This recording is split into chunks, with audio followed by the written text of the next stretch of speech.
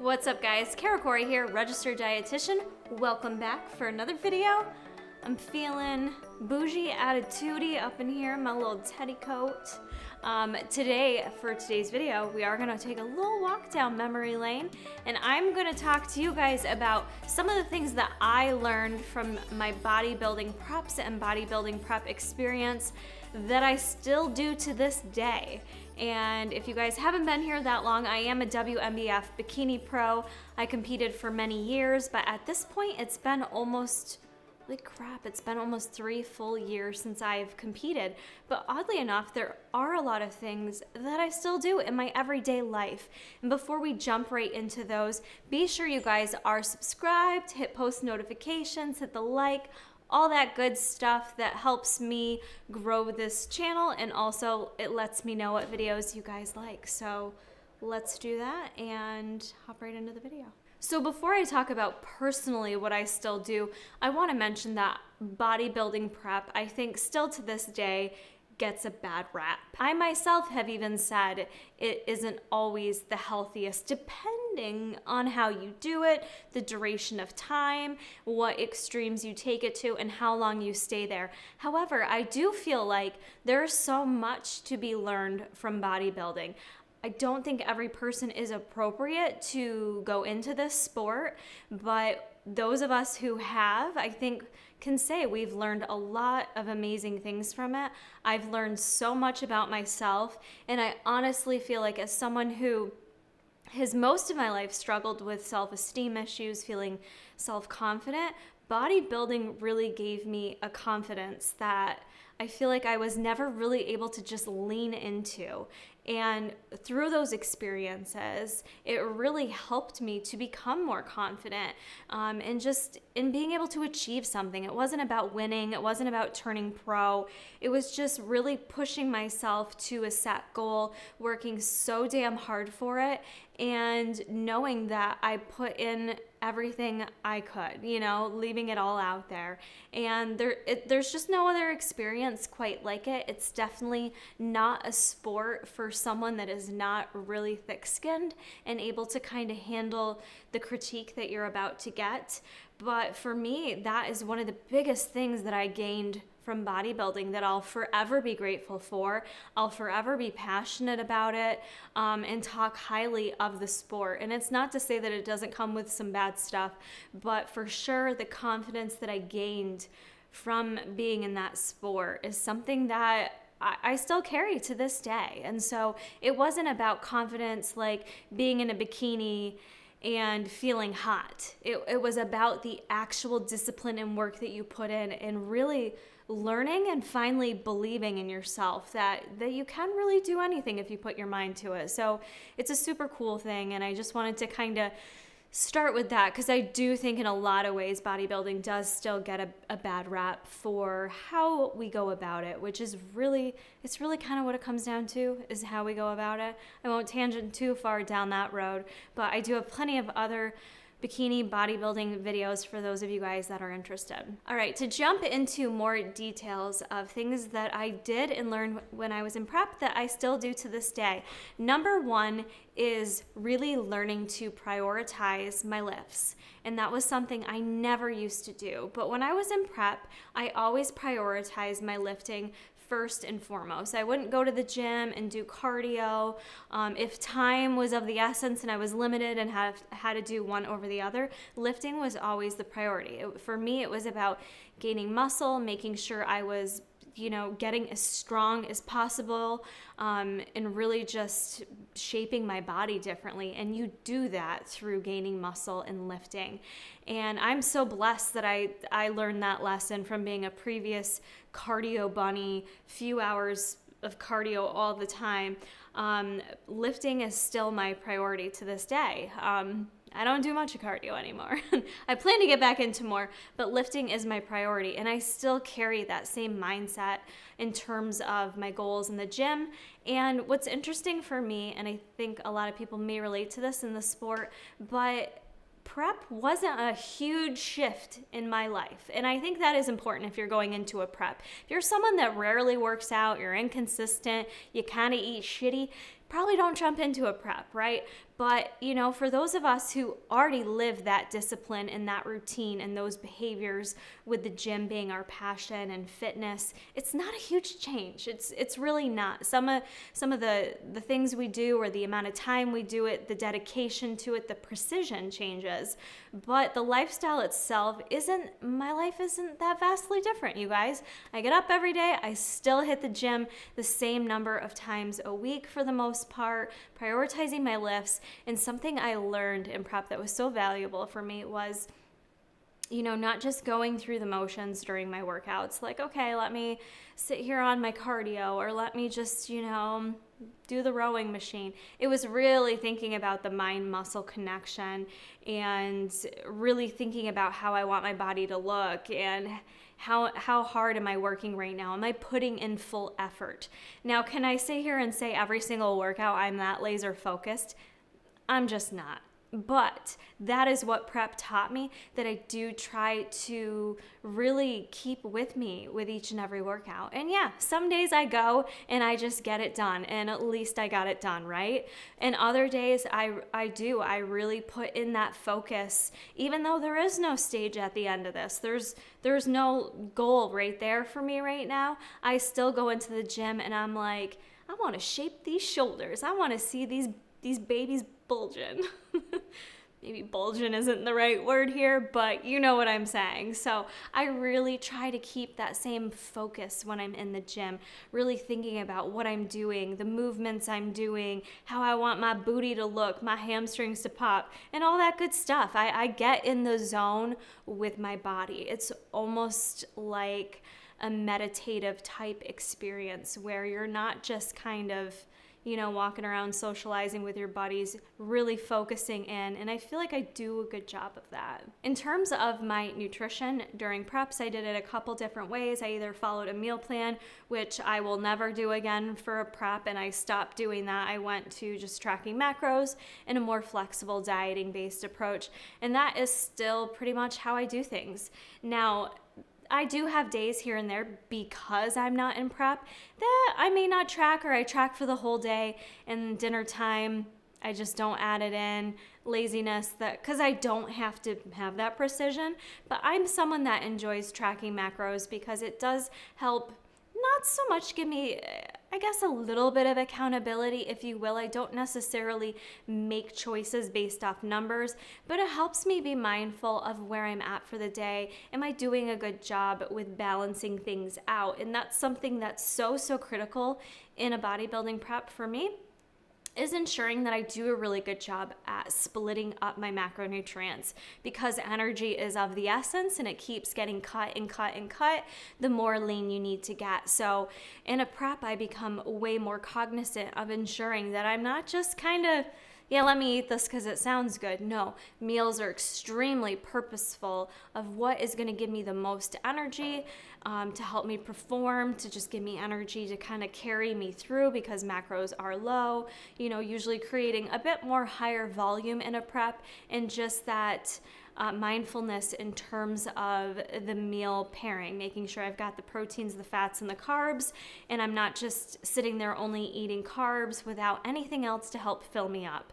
Those are basic principles that I use in my everyday life. I do typically track macros, and I do try to eat my meals with some balance and acknowledgement there of what I'm consuming. Am I getting a little bit of fats, proteins, and carbs? And with a bodybuilding prep, I never really had, with the exception of being on a meal plan, I never truly ate the same exact foods every day. Closer to stage day, I may kind of narrow that down a bit more so that it eliminates variables. But that's kind of just how I do things right now. I have some staple meals that I really like, that are balanced out, that are always in my routine, and then I have other days where I switch it up. So I don't really feel like my diet is vastly different than if I was in a prep. I'm just eating a lot more is kind of the bigger difference here. Hydration is something else that during prep you learn is so super important, with drinking enough water, and it becomes that much more important because as you're eating less it just helps the whole situation if you drink more to kind of combat that volume, filling up your stomach. If you can't eat as much, drink more and just try to, stay extra hydrated. And that's something that was always easy for me in prep. I'm an easy water drinker, and I've really carried that into my normal life. Sometimes I'm not as good about it, but for the most part, if I feel like I'm lacking energy, I know I need to go for fluids first and foremost, because you do often kind of feel like you kind of mistake your hunger on occasion for thirst. So I really do try to do the same thing I did in prep. I didn't really carry around a jug with me, but I would carry around like a bigger container to put water in to just make it easier to meet my water goals for the day. And I still do the same thing. It's not the same jug life, but it's just kind of more of a cute little pink water bottle, and that helps keep me accountable and just being mindful that I'm getting enough water in throughout the day. The other thing I feel like that helped me during prep and that I learned quite interestingly enough, as someone who I still sometimes get weird with my number on the scale or like weighing myself, but not really anymore. Like when I did prep, most of my coaches, it was like a daily weigh-in thing, which you think like in everyday life, most people don't want to step on the scale every day. It seems like a bit too much or a bit excessive. But what I learned by doing that through prep is you really kind of learned how your body was responding to things. You learned, if you had Taco Tuesday, that your weight might be up the next day. Not because you just magically gained 3 pounds one night, but because, I had higher sodium. I put whatever sauce and cheese, and you know what I mean?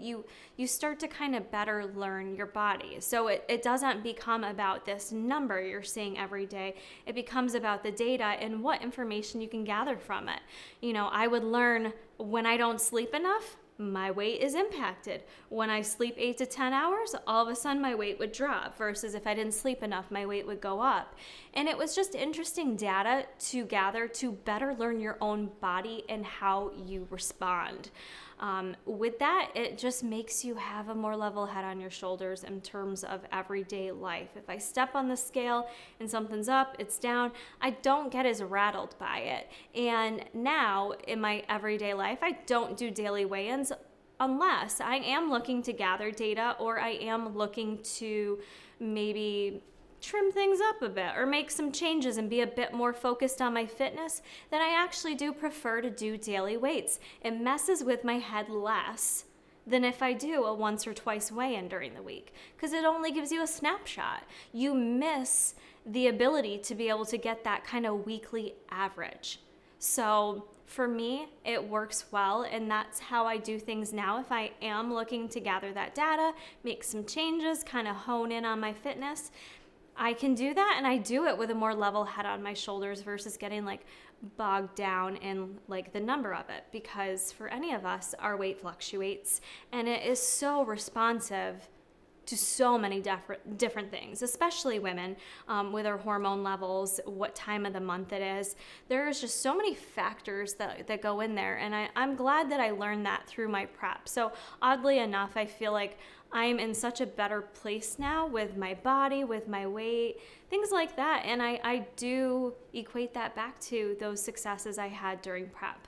I am going to talk about a few things I definitely don't do anymore, but one of the other things I thought of that I would do during prep is I certainly would come up with certain creations of foods, because the calories become of the essence in terms of bang for your buck with what you're consuming. It better be worth it, right? And you better get some kind of value from it. So I would get very creative. I'm sure you guys recall all my different protein treats and recipes and things like that. I don't do as much as of late, but I will say that those are things that I would eat in my everyday life. Like my protein brownie bowl, that was huge.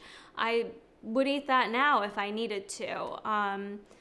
That psyllium husk pancake that Danica had got me totally addicted to, I ate that for a long time out of prep. So just some of those fun ways to get more bang for your buck with your diet that, those will always be great go-tos that I'll eat if I need to. They're kind of nice to have on the back burner, but at the same rate, I'm also in a place not being in prep where if I'm having a craving, a lot of times if it's something I really want, like if I really want a cookie or a cake, and I'm still thinking about it day after day, I'm probably just going to have a cookie or a cake versus trying to make a substitute for it. So different strokes for different folks, but that's kind of where I'm at with it now. Although those recipes are still things that like I could easily whip up and make. A few things that I kind of wrote down as I was thinking about that I definitely don't do anymore. That's kind of interesting to think about. I just came over this the other day when I was looking for a piece of gum in my purse. And that's one thing when I'm in a prep, I am a massive gum chewer, where it's probably like unhealthy. I just feel like you're sucking in all that air, chewing gum all day long. But yeah, I would literally eat my meal and it was like an instant thing. I would have to get gum in my mouth. Like, it wasn't to freshen my breath even, although that's nice because I do eat a lot of onions and garlic, but it was more so just like the need to be like chewing and doing something with my mouth and knowing that I was probably still going to want to eat but couldn't anymore. So it kind of just, it was like sealed the deal. Like, the gum's in your mouth, you're done, sister. I don't do that anymore. I rarely chew gum, which is weird because I used to be a huge gum chewer even before I started competing, and now it's rare you catch me with a piece of gum. I normally have to ask other people for a piece of gum if I want one. So that's one interesting thing I noted. The other thing is I feel like I don't over caffeinate, and that's something that I feel like just me personally with how I've done bodybuilding preps and how I have been able to get as lean as I would be with the assistance of caffeine and upping my caffeine content.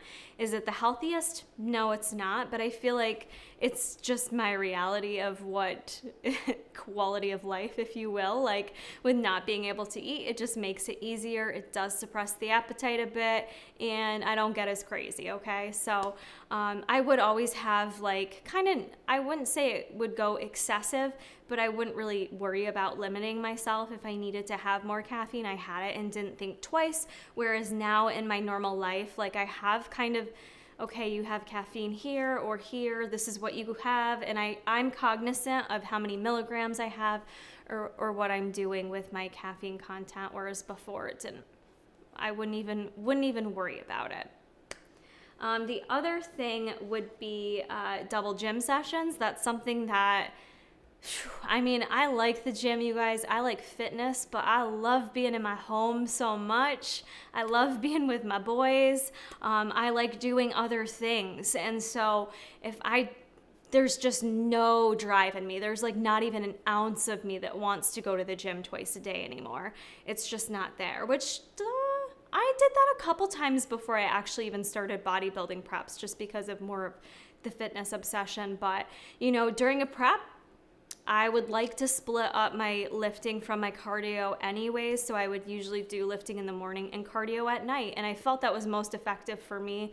It was easier mentally, but it did require me to go to the gym twice a day. So maybe not everyone does their prep that way, but that is how I did it, and I love not going to the gym twice a day. I go in now, I work smart, I get it done in like an hour, and I'm out of there. So it's a big difference. I have a lot more time in my life now to focus energy in other areas of life. And it's not saying prepping is bad. It's just that's the reality of it. Be willing to give up. You have to be willing to give up your time in other areas, and you have to be willing to prioritize this over other things in your life. So that was always a bit of a struggle for me. I have obviously an extremely supportive husband with Jason, and he would make my life so much easier and would be super supportive, where he would never make me feel guilty. He was like, go to the gym and get it done, Kara, and I'll have this done for you when you get home tonight. Where you can see easily if your significant other or your family members or your roommate doesn't get it, they're going to make you feel bad, and the responsibilities of being a homeowner shift. and those shifted more to Jason with taking care of our fur baby, you know, with our animals, or taking care of the house and cleaning. I didn't have the energy to give to it. So there was a shift there where it was just like he had to be this 80% for a long time where I was only 20. So if your significant other is not on board with that, you can see where it can create a little bit of issues. But fortunately enough, Jason loved it when I'd prep. He'd have fun with me. It was like he was doing it with me, so he was super supportive. But now, not being in prep, I feel like I'm able to be, you know, an equal with him in the partnership and just our other responsibilities. Got you, boo. And lastly, the other thing that I don't do that I would do in prep because it helped me is intermittent fasting.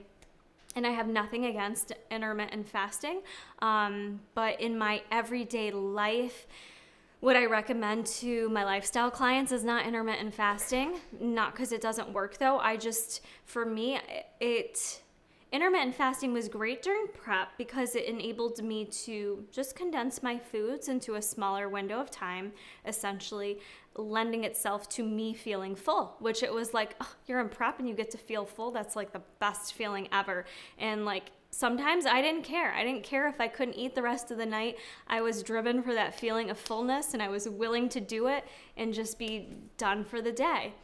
In my everyday life though, doing that, you're kind of giving up the acknowledgement to your body and listening to your body and really learning to understand hunger and satiety cues, which we can so easily get lost with. I don't know how many people are really like, yeah, I don't really know when I'm hungry and I don't really know when I'm full, or like what's the actual level of full that you stop eating.